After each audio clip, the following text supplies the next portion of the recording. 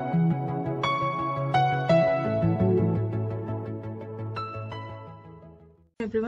welcome back to my channel. In previous video I have mentioned or discussed about fistula and ano. In today's video I will be discussing about the management. So this is the case of fistula and ano. Fistula and ano basically a sequel of acute manifestation of anorectal abscess. So this is an anorectal abscess which has become a fistula and ano wherever it found its way to drain out. उसको जहाँ से रास्ता मिला वहाँ से drain out हुआ और वो fistula बन गया.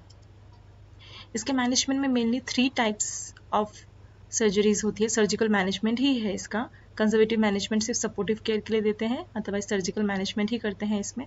3 types of surgical management is there: fistulotomy, fistulectomy and use of सिटॉन्स.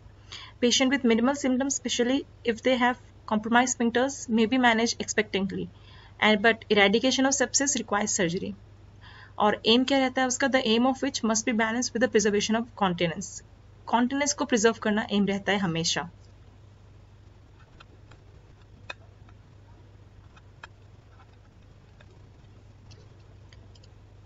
तो ये है फिस्टुलाटोमी. फिस्टुलाटोमी में बेसिकली क्या करते हैं? Fistulous tract is laid open from its termination to its source. ये आप फिगर में देख सकते हैं कि टर्मिनेशन से सोर्स तक उसको पूरी तरह ओपन कर देते हैं.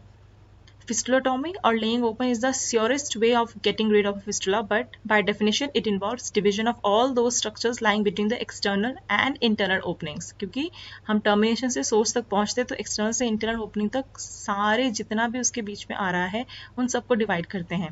It is therefore applied mainly to intersphincteric fistulae and transsphincteric fistulae involving less than 30% of voluntary musculature.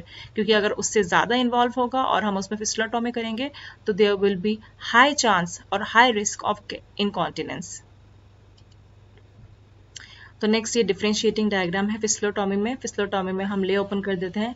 फिस्टुलेक्टोमी में पूरा का पूरा जो ट्रैक्ट है उसी को ही हम डिवाइड करके उसी को ही हम निकाल देते हैं with all the unhealthy granulation tissue. And fistulectomy with seton में सिटॉन को हम टाई कर देते हैं. तो fistulectomy basically this technique involves coring out of the fistula usually by diathermic cautery. Diathermic cautery का यूज करते हैं टू कंट्रोल हेमोस्टेसिस. और सिटॉन्स क्या है? Setons are widely use now to preserve sphincter tissue.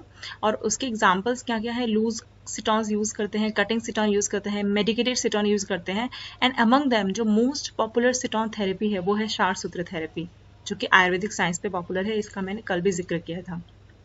Recent advances surgical management क्या क्या है? Ligation of intersphincteric fistular tract, fibrin glues, advancement flaps and expanded adipose derived stem cells. So these are biological agents. जो last 3 हैं these are biological agents. और ligation of intersphincteric fistular tract ये सिटॉन के under ही आ जाता है.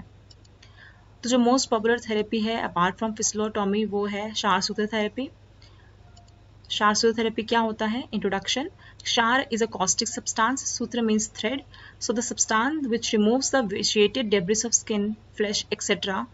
or the substance which detoxify the dosh, bodily humor, dhatu, tissues, smell, excreta because of its ksharan or corrosive nature is known as क्षार. So it basically is a caustic substance or alkaline substance. So क्षार सूत्र is an Ayurvedic device coated thread prepared by repeated smearing of herbal alkaline drugs. It has been incorporated even in Bailey and Love book also. It is a standard treatment modality found in surgical practice for the management of fistula and ano, as the therapy has revolutionized the treatment of fistula and ano in terms of recurrence and incontinence.